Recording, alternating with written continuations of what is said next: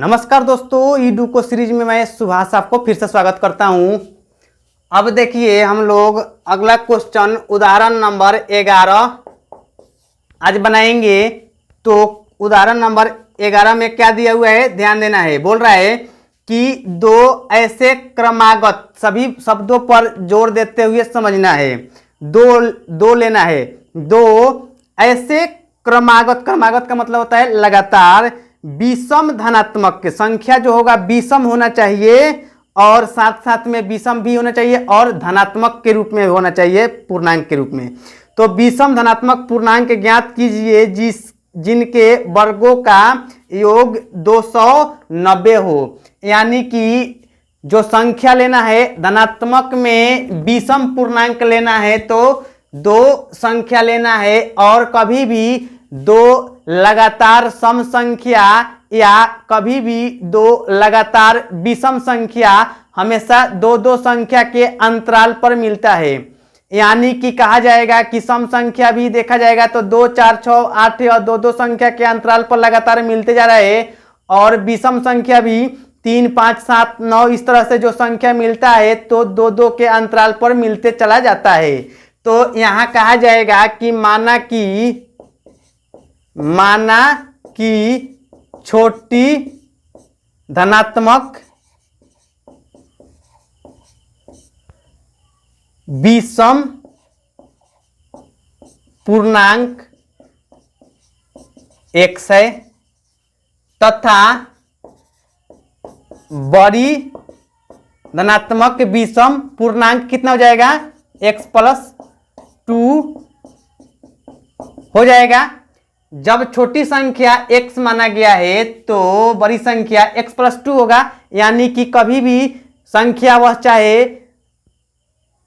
विषम हो या सम हो हमेशा दो दो के अंतराल पर ही धनात्मक संख्या लगातार प्राप्त होता है।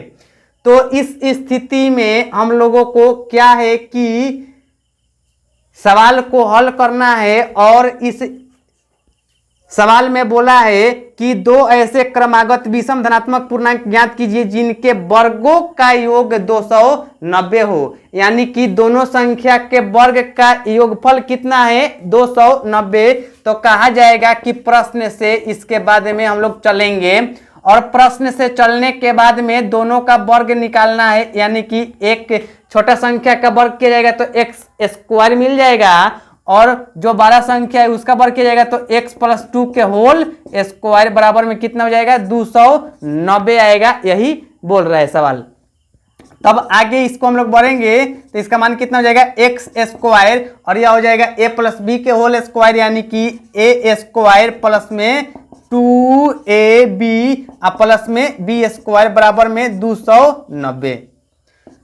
अब देखिए यहाँ x स्क्वायर जब मिलेगा तो दो गो x स्क्वायर हो जाएगा। यानी कि 2x स्क्वायर प्लस यहाँ 2 दूनी 4x प्लस में 4 और इधर से जो संख्या प्लस में 290 है तो इधर आएगा तो माइनस में 290। आसानी से इसको हम लोग लिख सकते हैं माइनस में 290 बराबर में 0।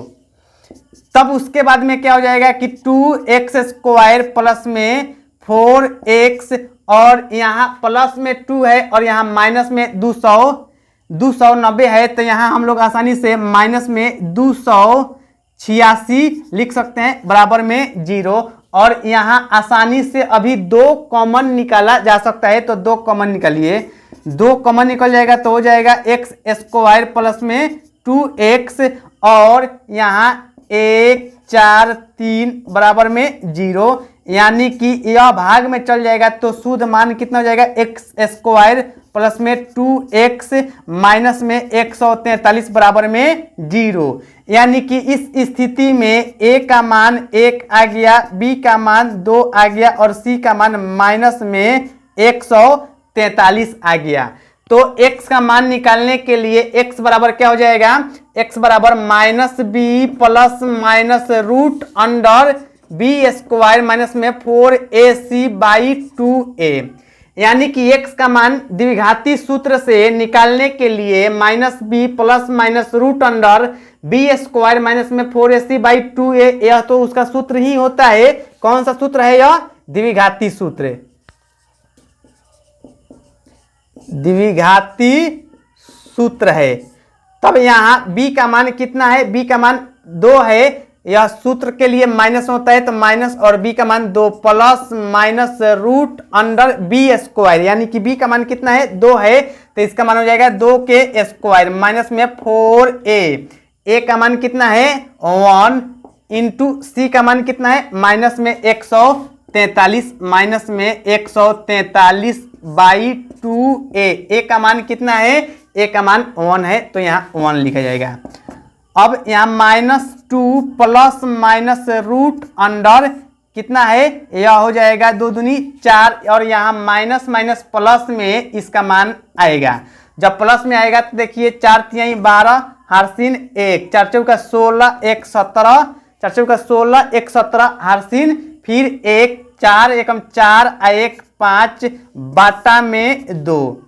अब यहाँ -2 प्लस माइनस रूट अंडर, यह जब आपस में जुटेगा 572 और 4 जुट के हो जाएगा 576 बाटा में 2 और 576 का जब वर्गमूल निकाला जाएगा तो इसका मान कितना आएगा,